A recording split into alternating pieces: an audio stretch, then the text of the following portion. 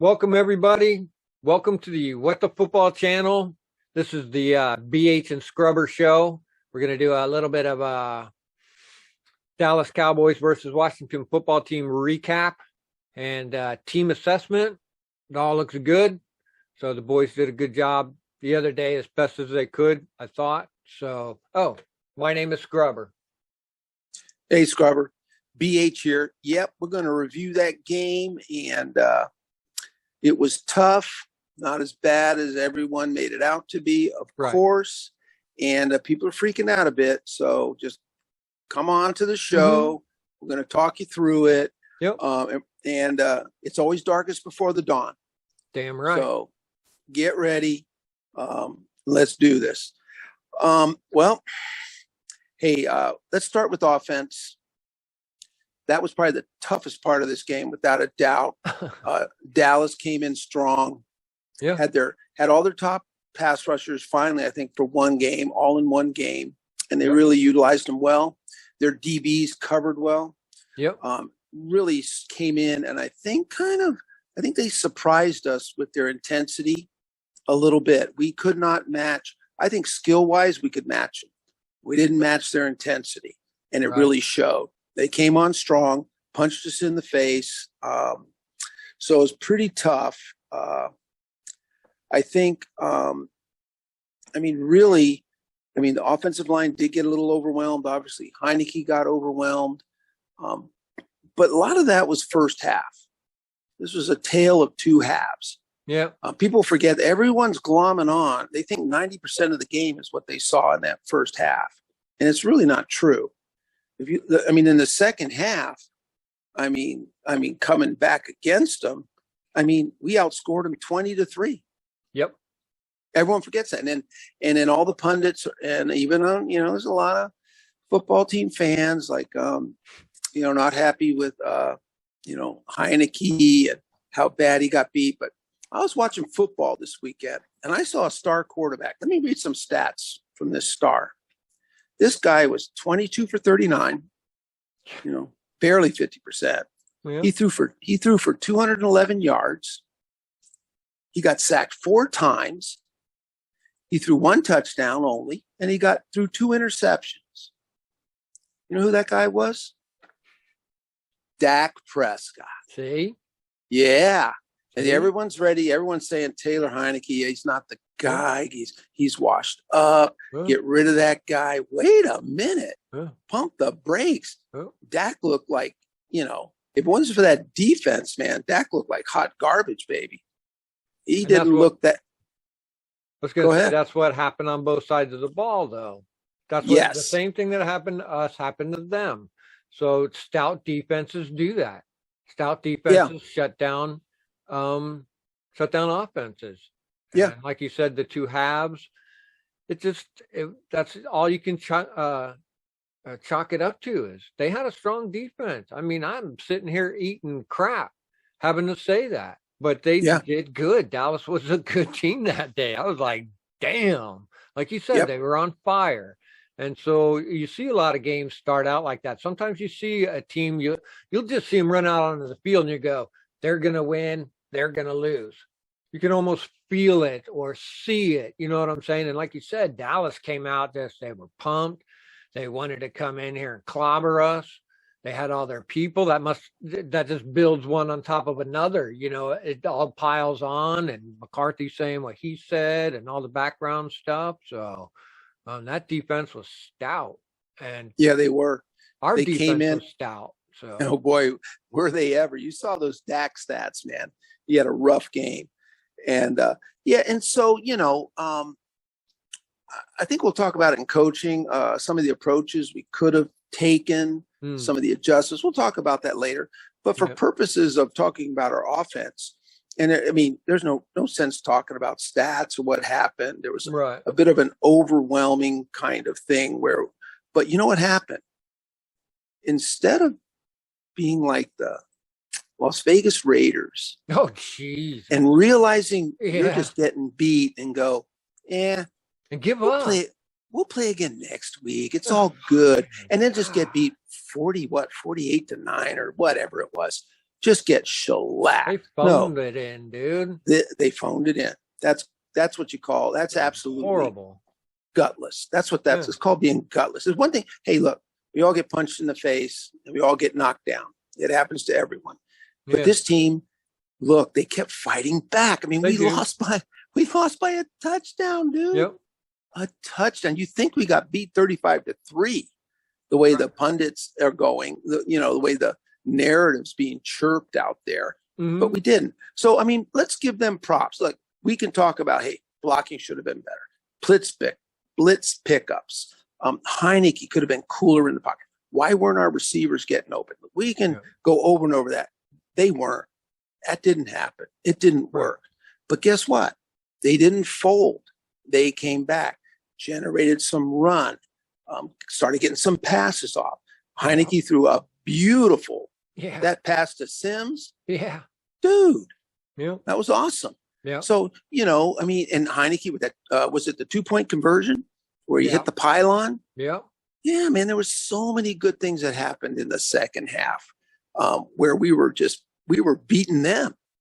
We were, dude. It looked good. Even, when we were on the show, we went into the half at 24-0, and I was like going, you got to wait a minute. You know what I mean? I said, our guys can turn it around. People do it at the half.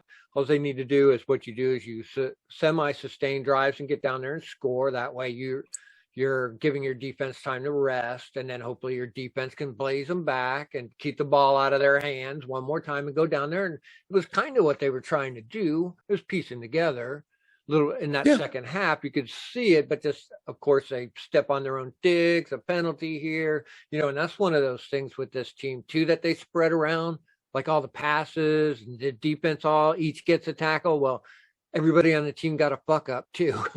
Yeah. Somebody was off sides, and this guy was over here, and this guy did a thing, and this guy over here, and every person did like something, and you can't help that either. You know what I'm saying?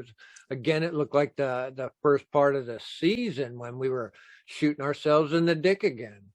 So there was a lot. That's of a good that point. Going on. Like you said, we always laughed that our offense, really everyone gets a piece of the pie, but this time, like, everyone got a penalty, offsides, a blown assignment.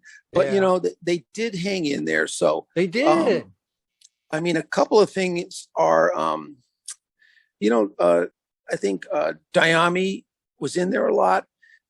He played more than he ever did. I don't know if they're pushing more towards getting him involved because he had the most snap counts that he's had in a long time. Unfortunately, we weren't able to get settled to get our passing game going. So it's hard to kind of measure that, but it was nice that he was out there because he was coming back from injury. So anyway, I just think, I mean, we got some guys coming back. We'll talk about that in the injury report. But I guess the main thing we can take from this is with a complete onslaught, we didn't fold and give up. We fought back, outscored them 20-3. Yeah. And thanks to our defense in the second half. And we really kept it close, only lost by a touchdown. Everyone seems to only remember that first half, but we don't. So, yeah. Well, there were some people came in that second half too. Well, Jonathan Williams, you know how much I like him. I know, man. So, I've been chatting him up since day one. And he looks so good. He even caught he had a 19-yard pass reception. He ran tough. Yeah, he was an inspiration.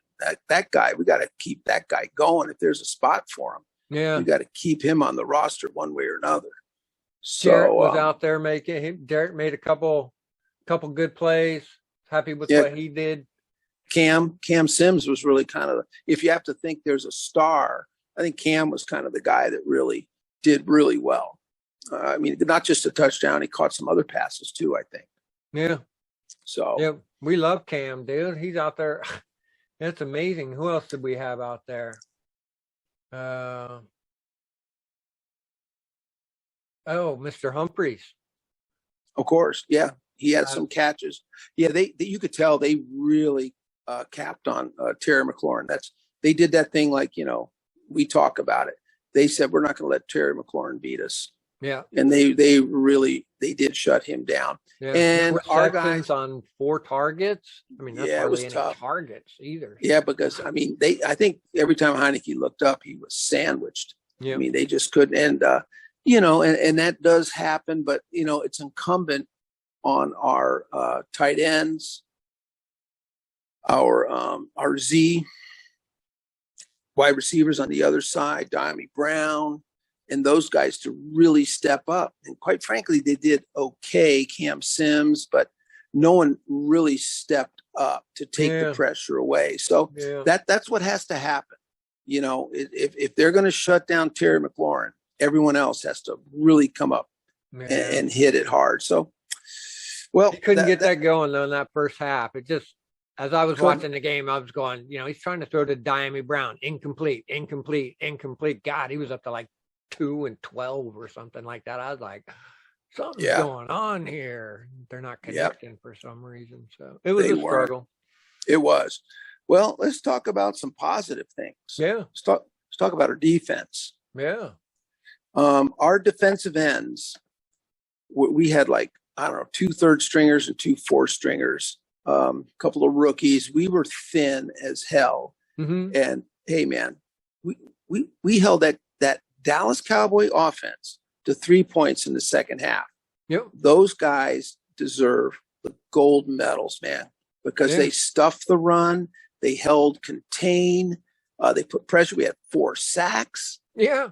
Yeah. Yeah. And so, I mean, we got Shaka Tony and Daniel Wise and Rotimi was out there a little bit. Yeah, I think those were the 3 main guys. I'm looking here. Shaka Tony had 61% snap count. That's like 40% more than he's ever done. He must have been. He probably needed oxygen after that game. And why get this? Daniel Wise plays 82% of the snaps. Damn. That's a man right there, bro. He would not come out. So he pretty much played starting defensive end. Daniel Wise is pretty cool, man. Daniel Wise in preseason was mostly defensive tackle, but I saw him line up on defensive end. And so they a lot of times they list him as a defensive end. I've also seen other people list him as D lineman, which is probably more appropriate because he goes inside and outside. But he really played a lot of snaps, and props to him because we were short. We needed someone out there. Dude, they're the third stringers. Oh, Bradley King too. Yep. And Bunmi played a ton of snaps. I mean, he had 51%. That's the most he's played. I mean, that must have been a heck of a game for him, but what a great deal. All those guys that got experience, and they didn't cost us a nickel. Yep. They fought hard. It wasn't that much of a drop off at all. So to me, they're the heroes. That's why you go deep on your line, both your front line offense and defense. That's why you go deep on them. That's why you have almost 3 fucking deep. Yeah. And then, a lot of teams, you get to the third guy, you're scratching your head going, I hope this guy doesn't get killed. Yeah. But our guys weren't that way. They all did good. They held them. They understood the system. They understood the scheme. They played great. Yeah. And then we got interceptions from, Collins. Yeah. He got the ante. And then, of course, I almost fell off the couch, man, when Holcomb took that thing to the house. Yeah. It was awesome. It was so awesome. Yeah. And then Landon Collins, man, might got to be the defensive MVP despite Cole's pick 6. I mean, the dude had the interception, had 2 sacks. I mean, he was blowing up. Payne and Allen had a sack each. Yep. So they really contributed. But, 3 points, that is about as potent an offense you're going to see in the NFL. Yeah, they are the number 1 or number 2 or something in several categories, way up there. So all those killer receivers, a good tight end, a good running back, Dak Prescott, a solid O-line, and they only scored 3 points. That's all they could do. And we sacked them 4 times. We got 2 interceptions from them. So we beat them up. You won't read about that anywhere, by the way, because the narrative is always, going to go away from that. There's going to be another game. So, yeah. So, other than that, what other? Well, we had our Holcomb. Jamin Davis was out there, right? A lot. Yeah. Played a lot of Mr. Mayo snaps. was out there a lot. Yep.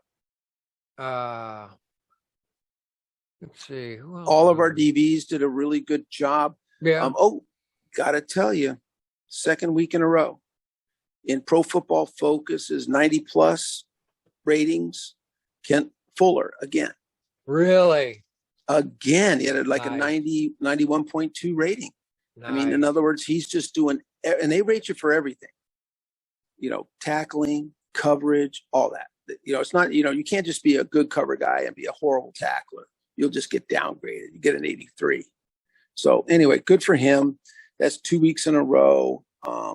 They must have done a good job because, you hold that passing attack to just 3 points in the second half. And all those guys are good, man. Mm-hmm. Holy crap. Yeah. Some good receivers on that team. And a pretty solid tight end who I actually didn't do a whole lot. I mean, their tight end, there wasn't much there. They didn't have much of a running game either.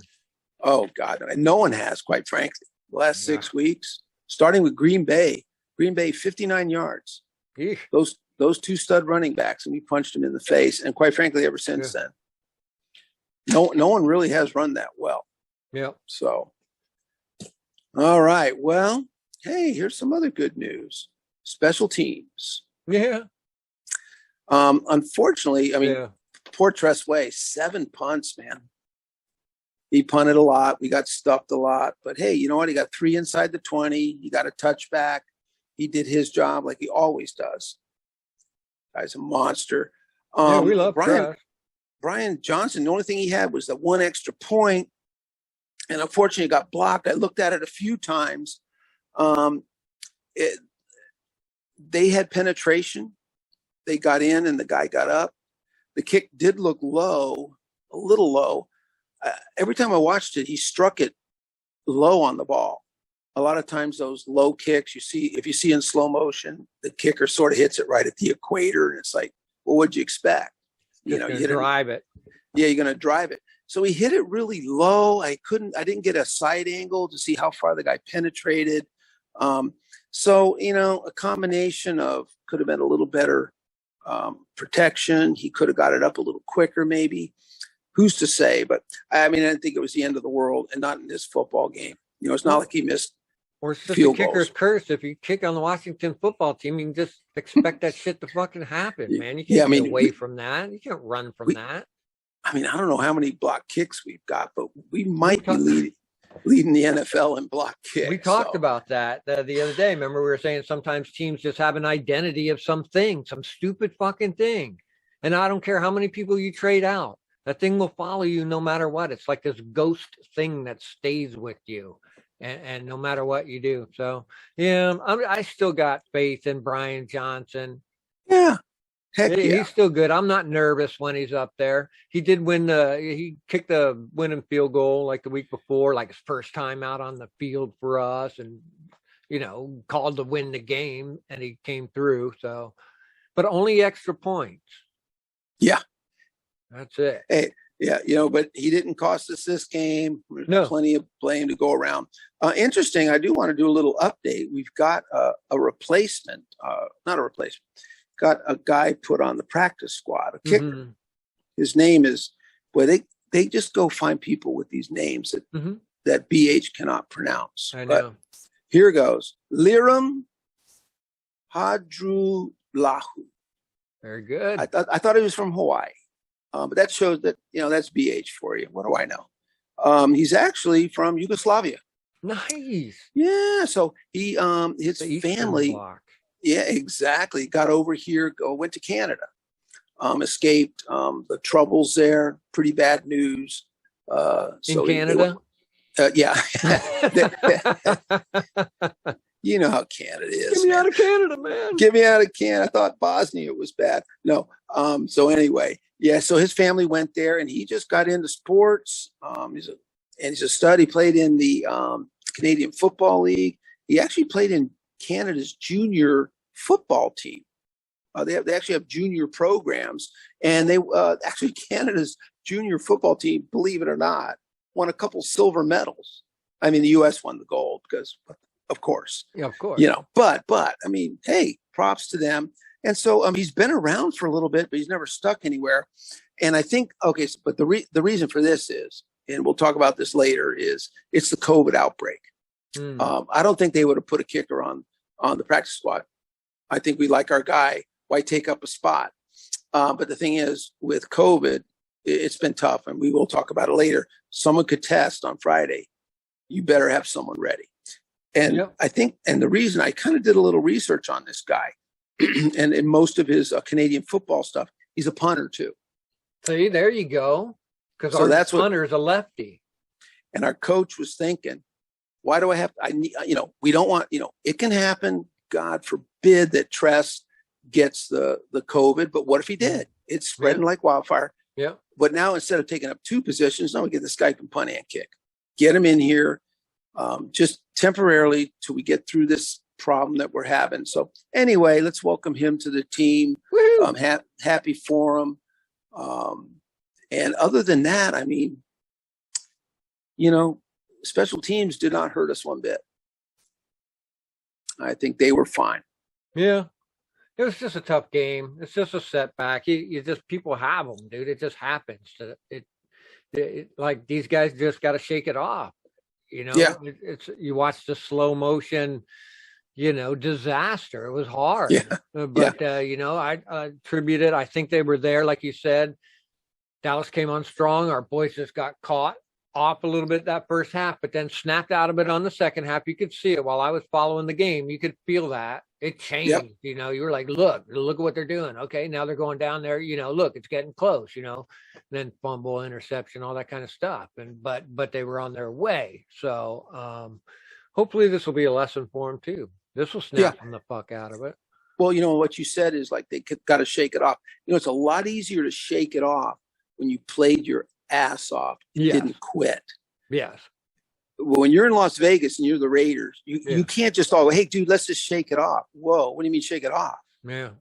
We quit. We gave up. Yeah. It's a lot deeper than shaking it off. Yeah. Yeah, our guys really did try hard. They do try hard, and they're used to doing it. They're so used to adversity all the time. We talk about it all through the show all the time. Got a 15-yard penalty on a pass interference, and that's fuck it. We still got to keep going. You know what I mean? Who cares? And they had a lot of setbacks last week, but they kept going. So, and like you said, that's the whole season. That's what we talked about. Yes. They don't let adversity during the week bother them. During the game, I mean, that team to come back from that shellacking in the first half was amazing. It was, and no one's giving them credit except BH and Scrubber. But that's why we're here. Hell yeah. So, coaching. We can go to coaching. I mean, it's hard to say because, like you said, it was just sort of a butt whooping at first. There was no technical aspect to it. There's no coaching aspect. The only thing I think that's good about this, now that it's happened, it's over, is our excellent line coach. Matsko. Yeah, I think he'll work with them a little bit now on intensity. I think technically they were ready for that blitz and those blitz packages. But you know how it is in life. A lot easier to practice it and talk about it. And then it happens. Like, it's the old Mike Tyson quote, right? Everyone's got a plan till they get punched in the mouth. And that's what happened to us. We had a plan, but in the real world, right? Someone catches you and everything you know and everything you learn goes right down the toilet. Yeah. So he'll be able to work with them, teach them, build their intensity, match intensity with intensity when you're playing a team. Because there's not just the Cowboys have great rushers and outside rushers and blitzers. We're going to face other teams like that. Get ready. Match intensity with intensity. And another one, I would say Scott Turner. My no criticism. I think they went in with our regular game plan, and they did turn it around in the second half. So I give him credit for keeping the guys together and coming back. We outscored them 20-3. We outscored them. Yeah. But I will say, and a guy suggested, I thought about this and I thought about it. That was another damn Canadian. It's in a discussion forum.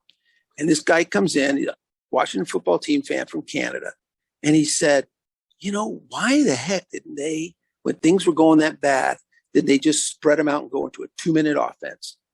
Quick huddle, no huddle, just start going. Because that's what you do against teams like that. You stop them from being able to sub. You just get the snap and go. 5-yard drive. Next one, go. Next one. That's what you do.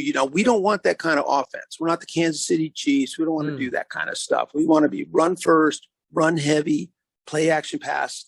But maybe Scott Turner, maybe he'll work a little bit more on that no huddle 2-minute style stuff. So when people want to just pin their heads back, right there in the third drive of the first half, we go no huddle, and boom, boom, boom, we start spreading the ball. They can't sub. We start driving them. They can't pin their ears back. They got to go back. We can turn that on. We can turn that off. So maybe next time as a way, because it seems like they tried to keep doing the same thing and the same thing, and it wasn't working. So anyway, hopefully Scott Turner thinks about that a little bit. Maybe, hey, if that ever happens again, let's just tell the boys, hey, we're going to go no huddle here and try and shake these guys up a little bit. I've seen other teams do that. I think I've seen the Falcons do hurry up stuff I was like, well, they're doing hurry up. I was like, it's only like a little bit into the second quarter, say. They didn't have to. You're like, what are they doing? But they're doing it, and they're marching down the field, dinking you off here and there, just like you said, to spread you out and take away their advantage. But the mentality of these guys is keep banging with the run until you open it up and then start doing the pass. Well, there's a certain point at which the frog goes from nice bath water to boiling. And you don't realize what's going on until it's too late, and it's hard to turn it around. But you're right. So I think some of the coaching they probably could have used maybe a little bit more up front, intensity wise. So I don't know that.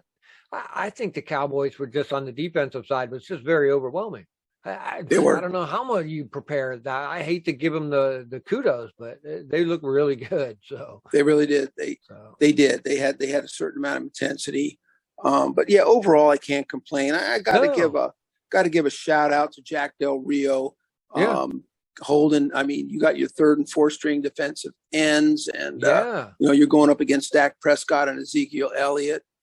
Those guys held up well and played. Like we said earlier, man, they played well beyond their snaps. I mean, I bet you they were, Shaka Tony and those guys. They were pretty. They've never seen that kind of snap count before. Tired and beat up, I'll bet. Right? Yeah, and mentally beat up. But props to them and props to coach for. We talk about it before. We got to give our coaches credit when you start to get to like our O-line coach, get your number 4 center, and he's still performing. Dude, give that player credit. But that's coaching, man. Yeah. That guy, he knew the play calls. He knew his blocking assignments. He was calling, centers, they got to call who's the mic. Yeah. Blocking assignments. It's a big deal as a center. It's a lot of responsibility there. And Ismail was ready. So, our coaches do a great job of coaching up and down the roster. And part of what they have to do too is right now, a big part of being a coach actually right now too is how do you manipulate practice squad? How do you fix what's going on with some of the, we're going to talk about it here in a second, but up to coaches like, how do you deal with COVID? How do you slot people in? How do you bring people up and get the guy in the practice squad ready to come in and be the backup? To this guy's a backup, like the guy they brought in for Shermer. Yeah. Is now our second, technically. And then they just brought some dude up. And so handling all of that, it must be very difficult for the coaches, especially not knowing we're about to go into it. But, how do you balance all of that? So yeah. It's a big deal. And I think that's our GM and his staff scouting people, working with the coaches. Who do you know? Who are you looking at? Who did you see in previous drafts? There's always those connections. This guy, I read a quick blurb, the quarterback, Jordan Ta'amu. Now, Jordan Ta'amu ended up playing at Ole Miss, SEC, had a really, I don't follow college ball. But he had a good senior year. And but get this, I read somewhere that he was at a rookie practice session where our coaches were there and got to meet him and see him. So there's the connection. So you just meet a guy, you see him. So you just go, I got a good feeling about the guy. And 2 years later, your roster's in, there's pandemonium. That's the guy you get. Because I talked to that kid. I liked him. He was smart. He can come in here and at least be cool and be good. So, and he played in the SEC. I'm getting a little ahead of myself, but let's just finish off with Jordan Ta'amu. I think he was from Hawaii. Nice. And here's a couple cool things about him. He went on to play because he wasn't, he played at, he went to New Mexico Military Institute. They have a football. It must be like Division IV. But he played there for 2 years to hone his game, which is really, really cool because most of those guys that go to junior colleges and places like that, they hone their game, they do good, they get their degree, and bye, they're gone. No knock on them, but it's a tough business. But this kid hung in there and got into Ole Miss, and he played in his junior year, then his senior, he was a starting quarterback, played for Ole Miss, SEC team, did really well. He was second in yards passing to only Tua at Alabama.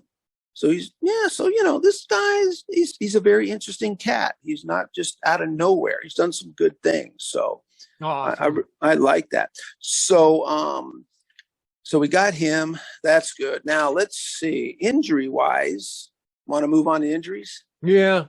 Yeah. I guess the bad news that everyone knows about is that it turns out Logan Thomas did have a tear to his ACL. So there'll be surgery. Hopefully the tear's not that bad. Hopefully there's not a whole lot of other damage to the knee. There's degrees of damage. We just want it to be a successful surgery and just get him back as soon as possible because holy cow, he looks so good. One game he comes back and he looked great. Yeah, that catch was incredible in the back of the end zone. Yep. So anyway, that's really, and then another good news from the injury front is that Sam Cosmi completed the 3-game injured reserve thing. Now he has been, what they do is you can be brought up to practice. So you've done you're put on IR. You have to do a minimum of 3 games. But when you come back, they have a thing called a 21-day window. So he can come back and practice and get ready. Then they have 21 days to put him on the roster or back on IR and see you later for the rest of the year. But it's sounding like, who knows? I can't speculate. We'll probably know more Friday. Yeah. He could be ready to go. We need all hands. We need all hands. So, oh man, we need to talk about COVID. Uh-oh. Talk about our roster. You ready? I'm ready. Oh man.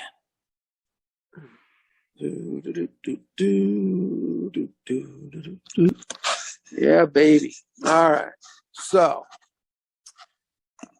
we lead the league. We lead the league in COVID players on a COVID list. Awesome. See, yeah, I'll tell all the guys at work tomorrow. Yep. So it's pretty bad. We know, this afternoon, I was surprised after reading everything that at the last minute, I saw Troy Apke went on. Yeah. So it was like a gut punch. So we've got some issues. We got a problem. And the big problem is it's only Wednesday. So yeah. if we got things kind of scooting through the team and things are pretty bad, let's just pray nothing else happens because, and I'm going to talk about the big ones. We got a lot of guys, Samus Reyes, Forrest, Apke. These aren't going to be super impactful guys because they're backup. But the big ones, I think, are defensive tackles. Allen. Yes. Tim Settle. Yep. And Matt Leonidas. Yes. Leonidas and Settle, I don't see him coming back in time. Jonathan Allen is Jonathan Allen. What's that? Is he unvaxxed? No. The only unvaxxed players are are Montez Sweat and unfortunately Fuller, our corner. So Fuller will go a full 10 days. If yeah, that's a no-go. You are isolated, you got to quarantine. And then but he should be back for Dallas if he does everything right and he doesn't get sick. And we'll just, keep our fingers crossed. He shouldn't. He should be fine. So unfortunately we will not be without him, but I don't see Leonidas or Settle. We're kind of hurting the defensive tackle. So we're going to see our friend, what's his name? Wise, Tim Wise. Is that his name? Daniel Wise. I think we'll see Daniel Wise in there. Jonathan Allen's sort of the key. He's on the bubble. He could by Saturday get his second negative test, and if he's not showing any symptoms, and let's hope he's not, for his sake, he could play. I think I'm starting to show symptoms. God damn it! Yeah, man, it's scaring me. I'm glad I'm in Dallas, man. Stay away. Eesh. So yeah. So anyway, that's pretty. That's a serious thing. So we're going to see Daniel Wise will probably. I mean, worst case scenario, all three of those guys can't play. So we'll just have Darren Payne and some. We're going to have to bring some guys up from the practice squad. We've signed some guys. We've got some defensive tackles on there. I don't know how the team rates them or feels about them.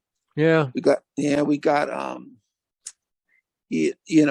some guys that don't have a whole lot of experience. A guy, Tyler Clark, played at Georgia.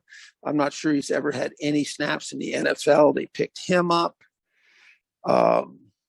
Who else? Got a couple defensive Gabe Wright. Yeah, Gabe Wright's on there. Now, Gabe is a guy who's like 29, got a lot of experience. Now, Gabe's had about 16 starts over his career, but it's a pretty long career and not a lot of starts. So but you know what? We're desperate. He's a guy who could rotate in for maybe 12 plays, stuff some runs, give our guys a breather. So we're going to need him. It's going to be interesting to see who is on injured reserve or on inactive list and who we bring up. Nate Orchard's actually been on here for a little bit. He's a defensive end.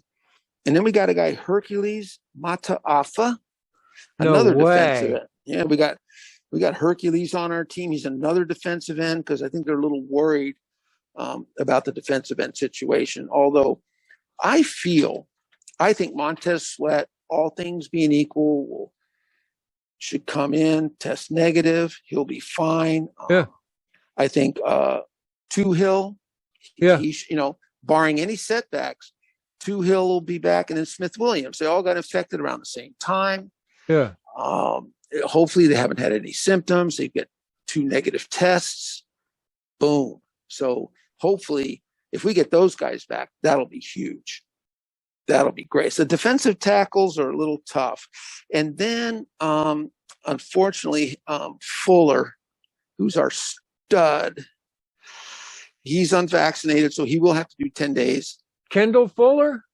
Yes. God, see, these guys aren't even up to speed here on this website. That's how fast they're coming. It's coming so quick and full. But so we do have. We're probably gonna just. I think we got Danny Clark. Is that his name? No. Danny Johnson. Yeah. So we've got Danny Johnson will have to step up. I don't know, McLean. They might move McLean. Someone's going to have to play outside. Jeremy Reeves is in there. Reeves might have to, if we lose McLean as our a cover corner, Jeremy Reeves might have to maybe play back a little safety, kind of help Cam Curl out. Because, we do let Landon Collins sort of plays that hybrid role. Yeah. But we got to get some other safeties in there because we rotate those guys out. So that's so there's a lot of so corner, and then the only other thing is, good thing Cosme's coming back, because unfortunately Cornelius Lucas, our right tackle, and I think that when Cornelius got it, I can't see him getting 2 negative tests in 48 hours apart and being there in time. I'm keeping my fingers crossed. Yeah. But I'm telling you, most of these guys, forget it. They're not going to play. David Mayo, I see on here. Cam Sims, I see on here. No Cam Sims. He tested too late. No way. Derek Forrest, no way. God. Reyes, no way. Eifler, these guys tested a little bit too late. So it's just Kyle Allen, no way. Tamarick Hemingway, they're just not. They tested a little bit too late. Jonathan Allen, he's our best bet to maybe be okay. And then we have like I said, the defensive ends from last week who didn't play should all be back.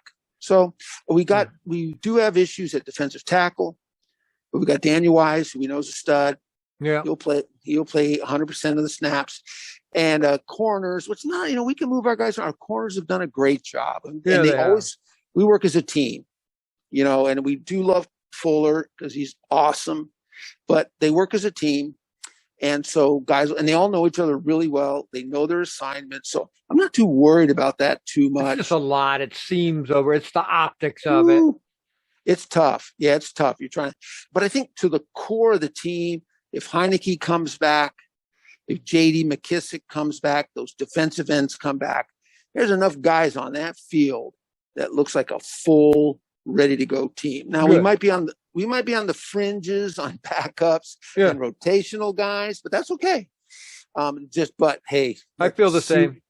Let's see what happens Friday. It's going to be hopefully. Yeah, we still have a few days to go. It could probably even get worse from here. I would hate to say you can't. It ain't going to be all roses. These people are around each other all the time, and they trace them and tier 1, tier 2, tier 3, and all this shit. Yep, they're testing the hell out of them, which they probably should be, because right now you just don't want it to spread around. So, yeah, I'm keeping the fingers crossed, man, that no more and our other COVID guys come back. It's just part of the NFL. It's going to go all the way on through January. It's just it's this society where we live. We're all being hit by it, and it's not just the NFL. It's all over. So, but it is kind of a shakeup. The guys got to look. I mean, you got to look at yourself in the mirror. You got to go, how come that team has 2 COVID guys? That team has 3 COVID guys. Mm-hmm. We got 17. Look, you can't blame that on the Cowboys. You can't blame that on Roger Goodell, dude. That's you.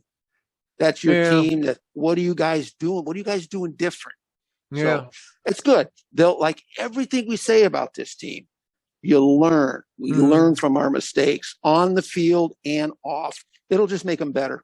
It'll make them smarter. It was probably the airplane ride coming back from the dirty fucking Raiders. Well, yeah, because STDs, COVID, a disaster. Well, and what it did was incubated in the plane, and we got it, and then we played Dallas, so it should be incubating in them and should be ready to break out here by about the following Sunday. There you go, man. We've got to spread the love, baby. Everybody gets some. Everybody gets some. All right, can we take the mask off now? Do we feel safe? All right. I am. As long as I'm not in the same room as you, I feel better. Lord. Man. I wear my mask all the time, dog. I wear it to bed just in case. So, oh boy, there you go. You got to laugh. So, it's all good. Are you getting the game? No, no, I doubt it. I don't know. Let me look. I don't know. You never know, right? Really, but I know the week after that I am. That'll be on the Monday night. But this upcoming week, one's an away game, right? Good. Yeah, at Philly. The Dallas game's going to be Monday night? It's Sunday night. Sunday night. Oh, okay, cool. Well, there you go. That's what I was saying too, and I looked at it. So we're better on the road than we are at home, I would almost imagine. And thank God 3 of our 4 next games are all on the road. So 3 of the 4 are on the road. 1 comes back here. So the next 2 are on the road. We go to Philly, and then we go down to Dallas, and hopefully, if you can snowball some good things, by the time you come back to play the Eagles here again, you could be riding a crest, do something there, and then the last game is in New York. And so I said it early in the year. You want to do it on the road. You want to finish it up on the road. Yep. Drive. I think so. Yeah, I was kind of looking. I think we were going to kind of talk about a playoff scenario, but we could do that. COVID did kind of take over. In simplest terms, I've looked it over. The West is going to put in 3 teams. They just are. San Francisco, Arizona, Rams. They're going to have 3 teams in the playoffs. Leave 1 spot for everyone else. So we're battling a lot of teams. I kind of looked it over. I was kind of praying Arizona would beat San Francisco. They didn't.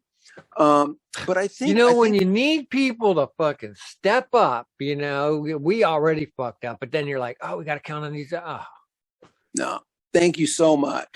Yeah, thanks that for happened losing all it. year when we needed like the Patriots to beat Dallas in that one game. They were like knocking on the door, and then they didn't seal the deal. And I think it happened again like the next week. That next team was like, come on, it's a field goal. You can't rely on anybody. So you can't. So I think the main thing is going to be. I think we can go. I think we can go 3-1. Yeah, that's what it's going to take. I don't think 2-2 will get us there. 2-2. You just hope mathematically you could do it, but everyone else has to just crap the bed. That's not going to happen. But 3-1 can do it. I think that New Orleans, I think, is our biggest test. We got the tiebreakers with Carolina, tiebreaker with Atlanta. So we've got a lot of tiebreakers. We lost to the Saints, so they got the tiebreaker there. That's the one team that worries me. So we got to hope the Saints just get knocked silly. That's the one team. But at 3-1, we stand a great chance. We'll be the last seed. We will play the number 2 seed, who will end up end up going to probably Arizona or Green Bay. Oh, Green Bay, baby. That's something to look forward to. That would be great. So let's so that's it. I mean, it's out there. It's 3-1. Let's go in. Let's beat the Eagles. Yeah, starting with this game. Let's beat them and then move on from there. It's going to be a hell of a challenge, but I think we can take those guys. They're a heavy run team. I really pray if Jonathan Allen comes back, that's going to be great because they rely on the run. And if Minshew Mania pops up, we're just going to punch him. We're going to knock his mustache off. That's the wild card. Yeah. They'll be all bummed. By Monday, they'll hate Minshew. We'll destroy him. Yeah. It'll be awesome. They're starting Jalen Hurts, though, right? They are starting Jalen. So, but I hope we don't see Minshew. So I hope not. They might have a short leash on Jalen, boy. If he starts messing up, they might. We got to watch Jalen, man, because the guy likes to run. He will burn you, and he loves to run it in. So he's tough. So let's do that, and then I will see you then on Sunday. That's right. That's in the chat. That's the chat. 1 o'clock Eastern, right? 1 o'clock Eastern. Yes, that's 10 o'clock my time. So it'll be first thing in the morning again. So cool. I'm loving it. Yeah, West Coast is awesome. A 10 o'clock game, a 1 o'clock game, and a 5 o'clock game. It's all the best. Day. And then it's done by 8 or 9. Yeah, I can't wait to get back, man. I miss it so much. Yeah, it's cool. Spend so much time on the East Coast, man. I have to go to bed after the first quarter of Monday Night Football. Yeah, fuck what a bummer. But not once we got to the West Coast, Dad said, hey, Monday Night Football's on at 6. You can watch the whole thing. Yes. Yeah, we love it for that shit. We do. Good. Thanks, all right, man. Okay, I'll be in there and we'll get some folks in and it'll be fun. Yeah. All right, man. Good show. Stay safe, dog. We'll see you next time. All right, man. You too. See you. Later. All right. There we go. I'm gonna turn